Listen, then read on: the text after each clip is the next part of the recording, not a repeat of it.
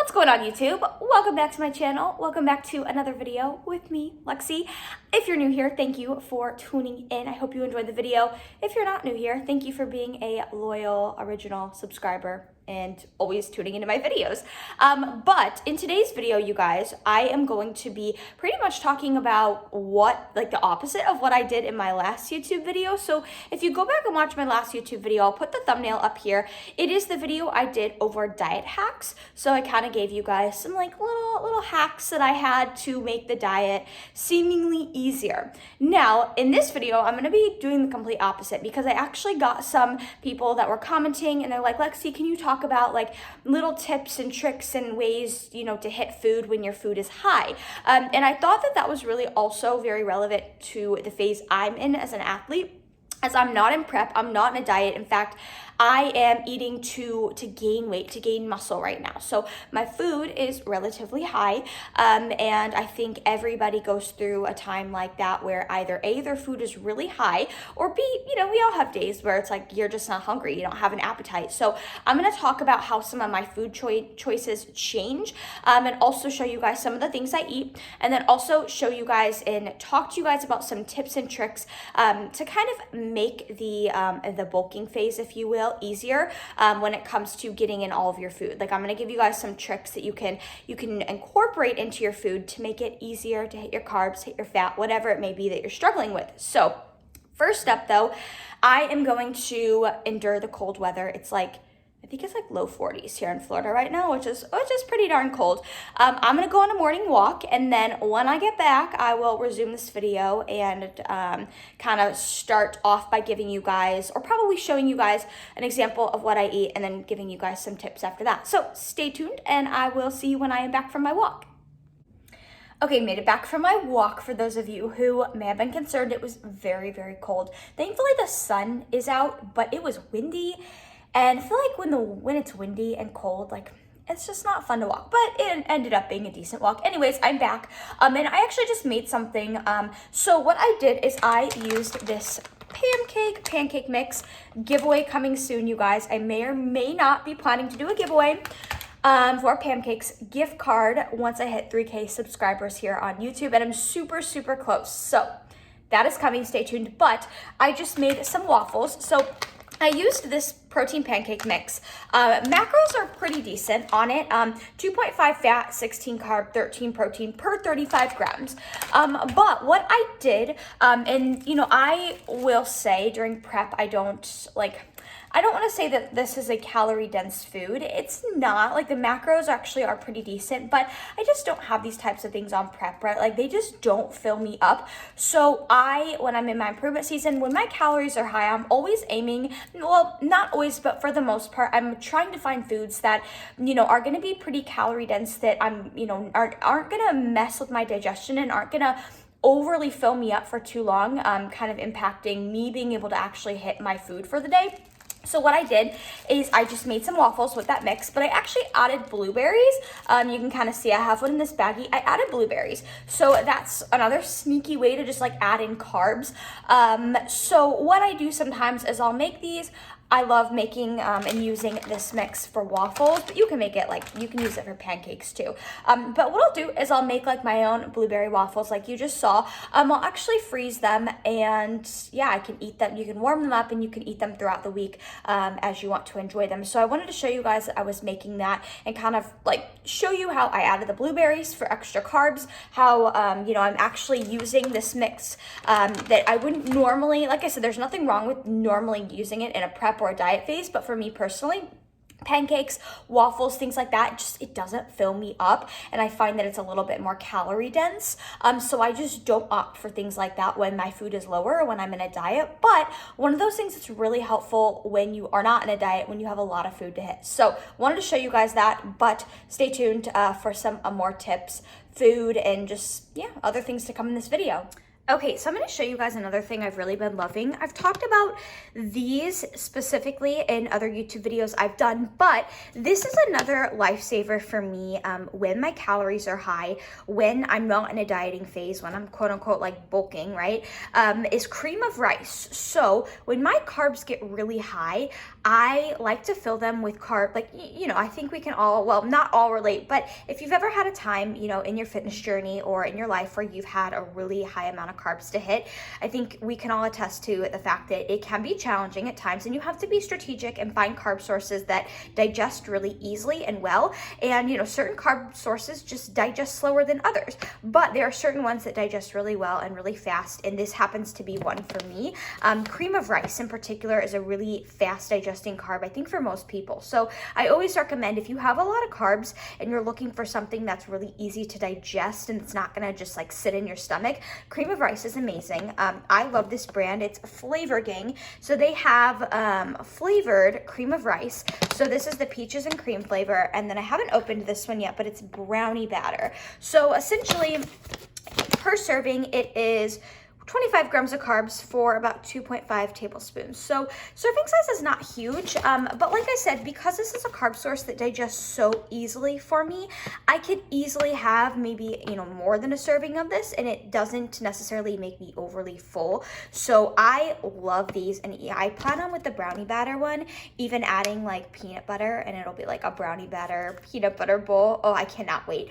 But I wanted to show you guys this. This has been a lifesaver for me, and typically I don't have cream of rice on prep. I usually do more oatmeal because I feel like oatmeal is a little bit more volume rich, but this has been a game changer, specifically this brand. I love their cream of rice. Okay, so real quickly, because everybody loves to always see what I'm eating, I just packed a little baggie meal. When I say baggie meal, I just put things in a baggie when I'm like on the go. It's easier because then you don't have to deal with like the dirty Tupperware afterwards.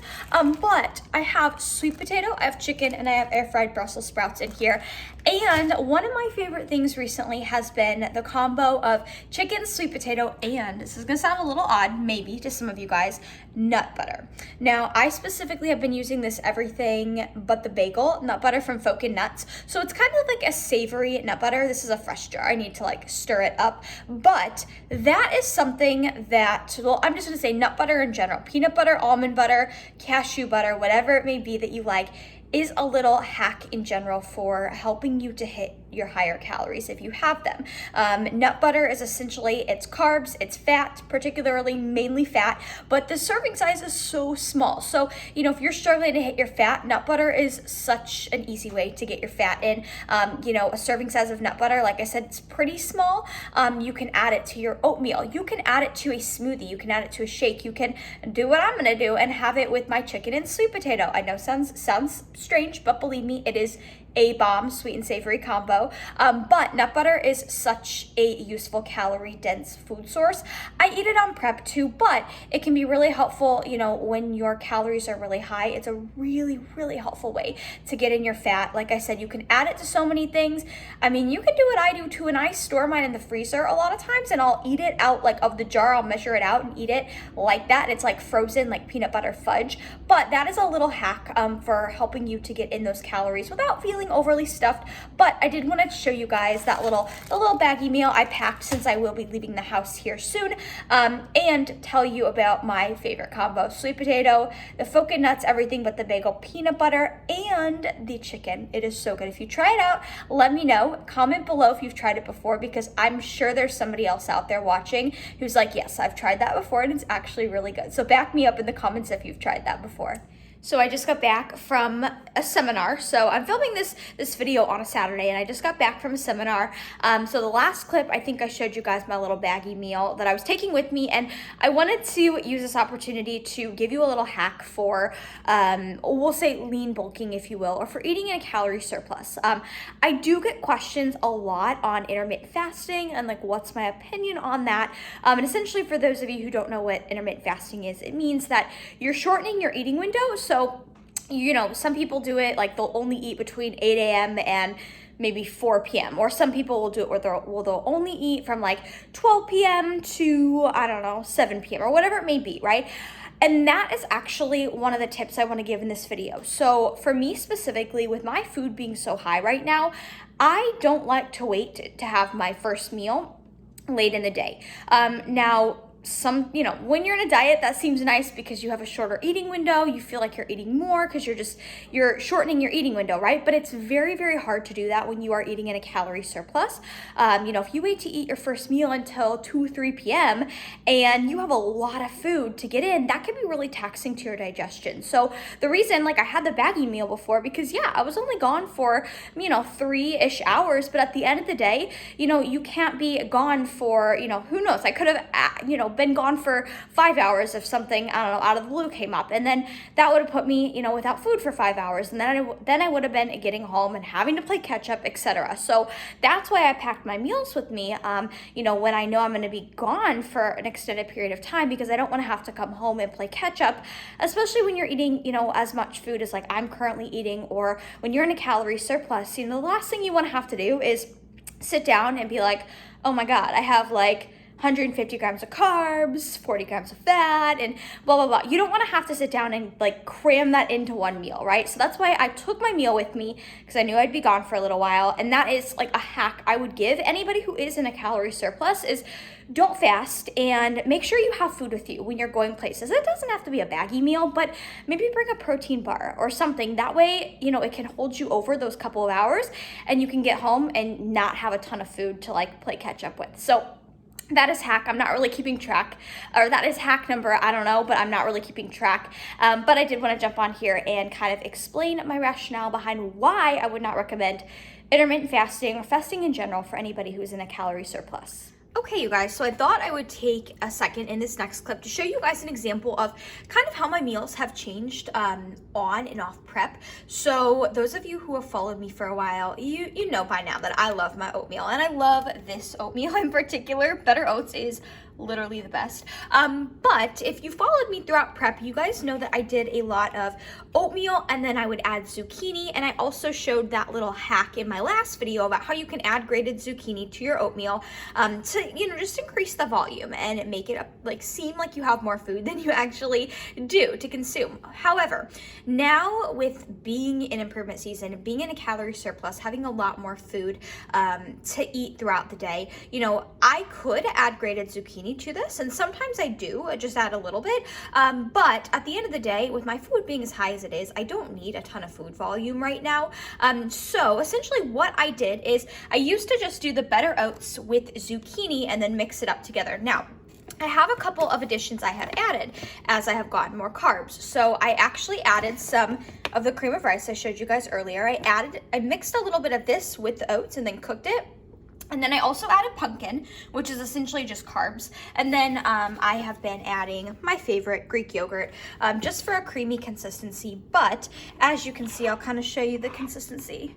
It's really delicious. I call these my pumpkin pie oats. But as you can see, this is kind of an example of how I have changed one of my go-to meals that I used to eat on prep all the time, how I've kind of altered it to where I'm currently at, where I'm eating in a calorie surplus. So I added more carbs by adding some cream of rice. I added more carbs by adding pumpkin. But I could also, if I wanted to add, fruit on top for more carbs. This is just an example of how some of my meals, or one of my staple meals, has kind of graduated and differed now that I have more calories in total to work with. So this will always be a go-to meal. I don't think I'll ever get rid of oatmeal, regardless if I'm in prep or not. And another thing you could do too is, if you're in an improvement season, let's say, and your food is really high, you don't necessarily have to change the food you're eating in your improvement season or when you're in a calorie surplus compared to when you're in a dieting phase or a fat loss phase. What you can do is simply just add to those portion sizes. So what I could do is I could literally use 2 packets of oatmeal rather than 1, right? So I think that's another kind of hack. You can always add to your portion sizes, and that's a really easy way to get your food in a little bit easier when your calories are higher. Okay, so in true Lexi fashion, we're gonna chit chat. I actually have a list pulled up right next to me on my computer I'm looking at right now, and I'm gonna go through some of my kind of hacks and kind of condense everything I've talked about in this video thus far. Also add in a few additional hacks that I have if you are somebody out there who struggles to eat enough. Because I know that sounds really silly to a lot of people, but you know, there may come a time if you're an athlete, if you're a bodybuilder, where you are trying to put on muscle and you are having to eat more than you would normally choose to eat, just like naturally or comfortably, right? I've definitely had days where I'm just like at night, I'm like, you know, I really am not hungry. But you know what? You gotta do what you gotta do. Sometimes you just have to eat to put on muscle. Everybody has to eat a different amount to put on muscle. But I wanted to make this video because I got a lot of questions after I made my last video on diet hacks to make a video about, I guess, like calorie surplus hacks. So the first couple of things I'm going to go over, I'm going to talk about sneaky fats. So when I have clients that tell me that they're struggling to hit their fats, the two biggest things, well, I'll give like three things here. I always say add in something sneaky. So something that's not really going to make it seem like you're eating more. And the first thing I always tell people is, especially if you're struggling with fats, is add something like coconut oil or olive oil or flax oil, whatever it may be. Add a tablespoon of that into a savory meal, or you can even add coconut oil into cooked oats. Oil is essentially just fat. In 1 tablespoon is usually around like 12, 13 grams of fat. And essentially if you add that into a savory meal and you just mix it in, it's really not going to, like, you're really not even gonna know it's there. That's what a lot of restaurants do. They cook with butter, they cook with oil, and grass-fed butter is another thing too. You can easily add in when you're cooking your meals as a way to kind of sneak in fat. The next thing is, if you're struggling to hit fat in particular, is sneaking in fat in the sense of buying meat that is a little bit fattier. So oftentimes when we're in a diet, when we're in prep, whatever it may be, you want to buy the protein sources that are the leanest. So for example, you know, whitefish, tilapia, chicken breast, 99.1 turkey, like all of those protein sources are very, very lean and they're essentially just protein. But if you're somebody and your calories are high and you're struggling to hit your fat, it may be of a benefit to you to opt for something like 85-15 beef that's gonna, you know, have a little bit of fat built into it, or chicken thighs. It's gonna be a little bit fattier than like chicken breast, right? So those are two ways you can kind of add in, I say sneaky fat, because you really don't, it's not like you're adding really any food, you're just kind of like sneaking some fat in there with your choices.